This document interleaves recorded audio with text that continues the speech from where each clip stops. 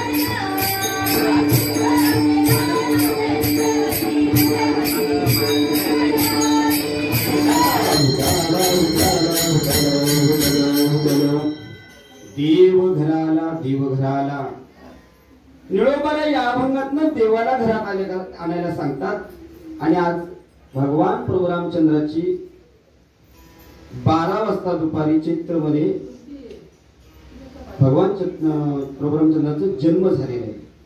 सकाळी केला का जन्म इथं? नाही ना झाला, हा, आणि जन्म झालेला आणि तो जन्म झाला म्हणजे आज देव आपल्या इथं आलेले आहे, बरोबर। आज देवाचं काय आहे? बर्थडे, बरोबर बरोबर ना। जयंती आहे ना, राम नवमी, बरोबर ना। देवाचा जन्म झाला ना म्हणजे त्याचा बर्थडे आहे। विठ्ठल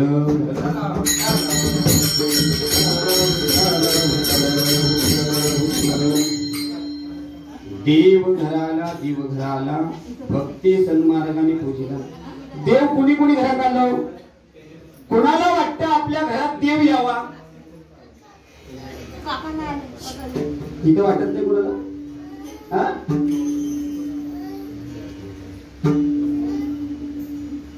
बस चालेल, देव कुणाला घरात आलं, पण कुणाला वाटतं आपण देवा घरी जावं?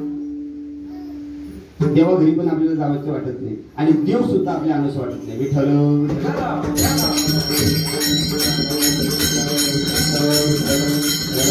संतांनी तुम्हाला देव घरात आणायला सांगितलंय, देव घराला देवघराला, आणि तो देव घरात आणलाय। हा, तुमच्या पण देव घरात येईल, हा देव घरात येईल, पण कधी येईल माहिती? हा, कधी देव घरात येईल असं ते येणारी गपचूप बसायचंय, कधी बोलायचं नाही कोणी। विठ्ठल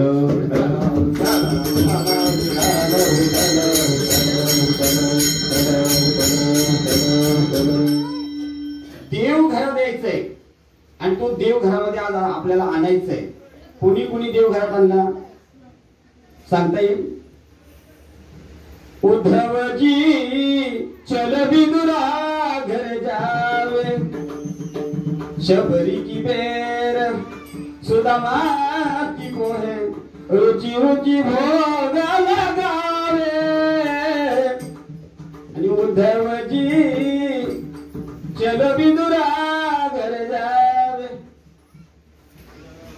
काकांच्या घरी देव गेला की नाही गेला? अहो हा मूर्ती दिसते ना, विदुर काकांच्या घरी गेली. सुलभा काकू स्नान संध्या करून सकाळचे पहाटे देव सुलभा काकूंच्या घरी नव्हता निघाला. 64 भोजनाचा आनंद घेण्याकरता त्या दुर्योधनाच्या घरी निघत होता. पण सांगितलं तिथं नुसतं बघायला, मोठ्यांच्या घरी गेलो ना तर फक्त बघायला मिळत, खायला नाही. देवाला सांगितलं तिथं नको, कुणाकडे जायचं? उद्धवाच्या घरी जायचं. आणि उद्धवाच्या घरी देव जेवायला गेला. आता सकाळची पहाट झालेली, काय हो, स्नान संध्या करून सुलभा काकू निघालेली. आणि स्नान संध्या झाल्यानंतर सुलभा काकूंनी दार वाजवलं. देवानी गडबडून बघितलं. संसारामधलं एक छोटासा उदाहरण देतो तुम्हाला, ज्या भागात सांगतो. जावई जर इकडे यायचं असेल तर सासूबाईची किती गडबड असेल. बाई यायचे ना,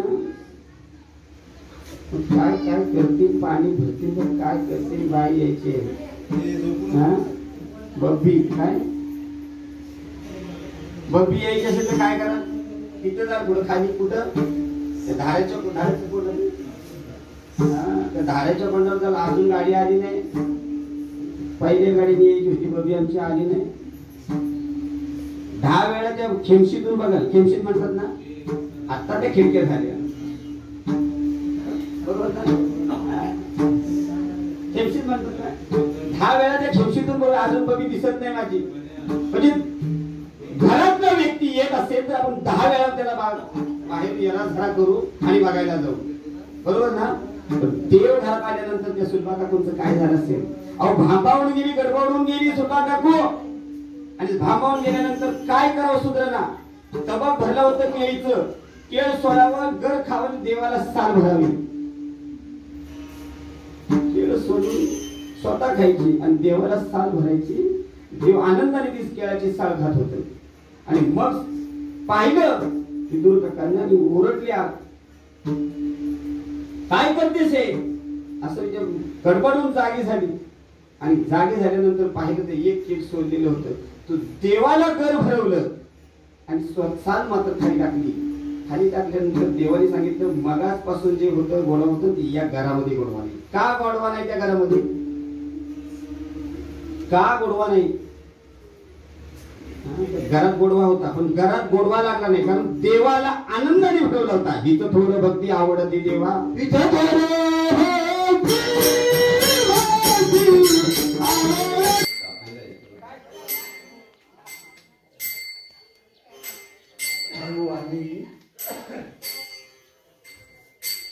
पाहुणे दा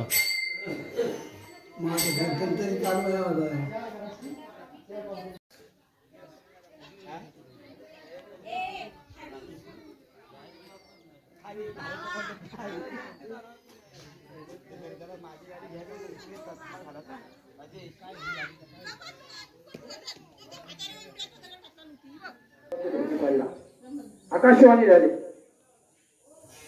आकाशवाणीमध्ये कंसाला असं कळालं का बाबा कोणतरी आपल्याला काहीतरी सांगत आहे. पण कोण सांगत होता? नारद महर्षीने आकाशवाणीमधून सांगितलं, बाबा तू कशासाठी लग्न लावतोस?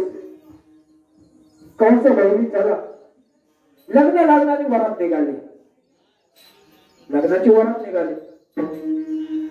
आता पूर्वी संत झाले, देव झाले, देवाची लग्न झाली पण वरात नव्हती. पहिली वरात जर चालू झाली, तुम्हाला कोणी प्रश्न विचारला बाबा लग्नाच्या वरातीचा उगम कधी झाला तर वसुदेव. आठवण जर मला मारणार तर आताच यांना मारलं तर असा त्याने विचार केला, फक्त विचार केला. आणि मग कंस मामा देवकीला मारण्यासाठी, वसुदेवाला मारण्यासाठी काय घेऊन गेला? घेऊन या खडग माराया नाही झाला, घेऊन या खडग माराया नाही झाला. हात पेरला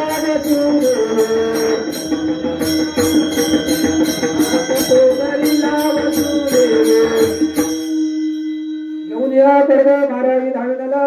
हात तो धरिला वसुदेव, वसुदेवानं हात धरला. आणि मग कंसाने सांगितलं, अरे बाबा तू कशाला घ्या लावतोय? गो हत्याचे पाप आणि श्री हत्याचे घृण पाप हे जगात सगळे मोठे पाप आहे. तू का तिला मारू नकोस. 8 झाल्यानंतर मी तुझ्या ताब्यात देईन असं वसुदेवानं सांगितलं. आणि मग काही दिवस गेल्यानंतर वसुदेव देवकींना मुलगा झाला. पहिला मूल झाला, दुसरा मूल झाला. सगळ्यांना कथा माहिती आहे. दरवर्षी 28 वर्ष तुम्ही ऐकलेलीच आहात. सगळी त्यांनी मारायला सुरुवात केली. आणि मग शेवटचा जो मुलगा जन्माला येणार आहे तो आपल्याला मारणार आहे. त्याला कोणीतरी सांगितलं बाबा हा आता जन्माला सोडून वध करणार आहे. मग यांना तुरुंगात बंदी शाळेमध्ये टाकले. आणि बंदी शाळेमध्ये टाकल्यानंतर अष्टमीच्या रात्रीला भर पावसामध्ये भगवान श्रीकृष्ण जन्माला आले. नाही का? अष्टमीला जन्माला आले ना भगवान श्रीकृष्ण. अष्टमीला जन्माला आले भर पावसात. दुर्योधन जन्माला आला त्यावेळेस रक्ताचा पाऊस पडला. दुर्योधन जन्माला आला त्यावेळेस रक्ताचा पाऊस पडला. प्रभू रामचंद्र जन्माला आले चैत्र महिन्यात दुपारी 12 वाजता. पुष्पवृष्टी झाली. पुष्पवृष्टी स्वर्गात देवाने केली. भगवान श्रीकृष्ण का तर आपण मानव आहे. आपल्याला तो अधिकार नाही. आपल्याला देव होता येणार नाही, संत होता येणार नाही, पण चांगला माणूस म्हणून तरी आपण जगू शकतो. जगू शकतो का नाही? चांगला माणूस. ना कोणाची चोरी, ना कोणाची लाबाडी नाही, खोटं बोलणं नाही. काय हे करायचं ते सत्तेचं करायचं, करायचं हिताचं करायचं. हित जे करावे देवाचे चिंतन करून या मन कवित. एकाग्र व्हायचं आणि देवाचं चिंतन करायचं. एवढंच देवकीने सांगितलं बाबा बघा हात आता होत करणार आहे, तुम्हाला काहीतरी प्रयत्न करावे लागेल. वसुदेव म्हटला तुझं काय मूर्ख आहेस का तू? हा जो बंदिशाला आहे याच्या बाहेर सगळीकडे कोट पारा आहे, राक्षसांचा पारा आहे. याच्यातून आपण जाऊ कसं शकतो? बरं जाऊ शकतो, पण बंदिशालेला एवढा मोठा लॉक आहे, झाकंडानं बांधलेले आहे. वसुदेवाला देवकी म्हणली प्रयत्न करा, प्रयत्नवादी व्हावे, आपले उद्दिष्ट गाठावे, तळवारीनं थांबावे क्षणभरी. तुम्ही प्रयत्न करा. प्रयत्नाच्या चिखलात हात घातल्यानंतर यशाचं कमल हातात आल्याशिवाय हात नाही. स्वामी विवेकानंद म्हणतात तुम्हाला कोणतीही गोष्ट मिळवायची असेल ना तर प्रयत्न करावे लागतील. प्रयत्नाच्या चिखलात हात घाला म्हणजे चिखलात हात घालायला नाही सांगितलं, प्रयत्न करा. अट्टास करावे, साधन शोधावे, आपल्याला अट्टास करायला पाहिजे. आणि मग वसुदेवानं काय केलं, त्या बाळाला उचलला, पाठीमध्ये भरला आणि उचलला. म्हटलं प्रयत्न तर करू. आणि त्या बंदीशालेच्या दरवाजापर्यंत गेला. उचलला कमलापती, उचलला